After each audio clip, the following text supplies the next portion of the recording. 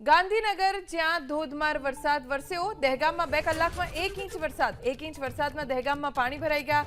ખાનપુર, લીહોડા, રખિયાલ સહિતના ગામોમાં વરસાદ વરસ્યો છે. પણ સૌથી વધારે ખુશી આ વરસાદના લાંબા સમયના વિરામ પછી આગમનથી થઈ હોય તો એ છે ધરતીપુત્રો. ઘણા સમયથી ધરતીપુત્રો આવા વરસાદની રાહ જોઈ રહ્યા હતા. છેલ્લા 1 કલાકમાં લગભગ અડધો ઇંચ વરસાદ એટલે કે 2 કલાકમાં 1 ઇંચ જેટલો વરસાદ વરસ્યો છે દહેગામમાં. ખાનપુર, લીહોડા, રખિયાલ સહિત ગામોમાં સારો વરસાદ વરસતા ખેડૂતો ખુશખુશાલ થઈ ગયા છે. ગાંધીનગર જ્યાં ધોધમાર વરસાદ વરસ્યો, દહેગામમાં 2 કલાકમાં 1 ઇંચ વરસાદ. 1 ઇંચ વરસાદમાં દહેગામમાં પાણી ભરાઈ ગયા.